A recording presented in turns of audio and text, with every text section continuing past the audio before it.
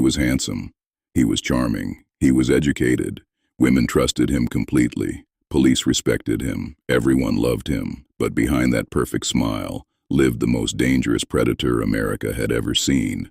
This is the true story of Ted Bundy. Welcome back to Shadows Files. Today we begin a story that will chill you to your bones. A story that proves that evil does not always look like a monster. Sometimes, evil looks exactly like the person next to you. Ted Bundy was not a shadow in the dark. He walked in broad daylight. He smiled at his victims. He held doors open for them. And then, he destroyed them. This is part 1 of our Ted Bundy series. Stay with us, because this story gets darker with every minute. November 24th, 1946.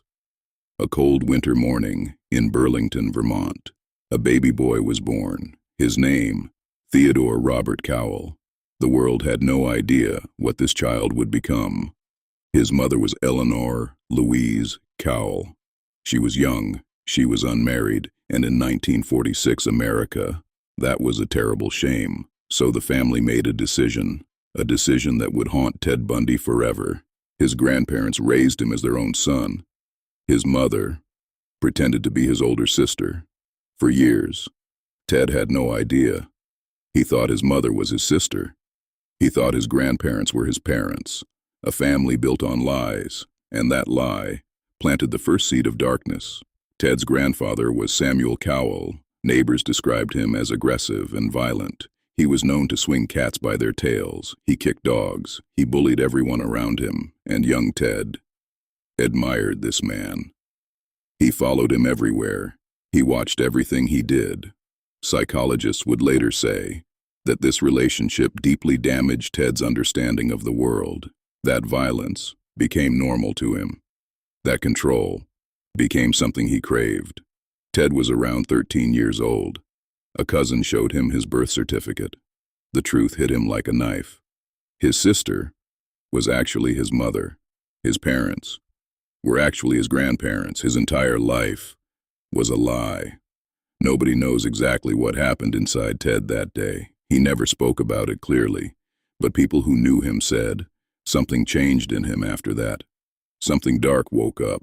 1950, Ted's mother moved to Tacoma, Washington. She married a man named Johnny Bundy, and young Ted took his stepfather's last name, Theodore Robert Bundy, the name that would one day terrorize an entire nation.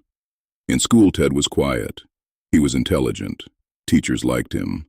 But underneath that calm surface, something was not right.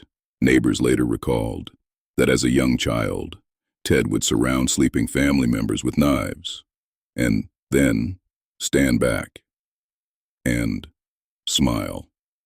As Ted grew older, he became two different people. On the outside, he was perfect. Good grades, nice clothes, charming smile. Everyone wanted to be his friend. But on the inside, Ted was developing dark obsessions. He began stealing. He began watching people in secret.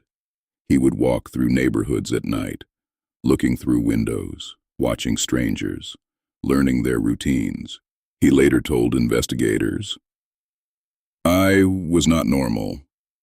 I didn't feel what other people felt. I never did." 1967. Ted was 20 years old. He met a beautiful girl at the University of Washington. Her name was Stephanie Brooks. She was elegant. She was sophisticated. She came from a wealthy family. And Ted fell completely in love. For the first time in his life, Ted felt something real. He wanted to be worthy of her. He wanted to be perfect for her. But Stephanie saw the truth. She saw that Ted was immature. He had no ambition, no direction, no future plans. In 1968, she broke up with him and walked away. Ted Bundy was completely shattered. He fell into a deep depression. He stopped going to university. He disappeared for months. Nobody knew it then, but that rejection changed everything. When Ted returned, he was different. He was focused. He was driven. He studied psychology. He worked for a political campaign. He even worked at a suicide hotline, where he helped save lives. On the outside, Ted Bundy was becoming the perfect man. Successful, smart, charming, but deep inside, something was building.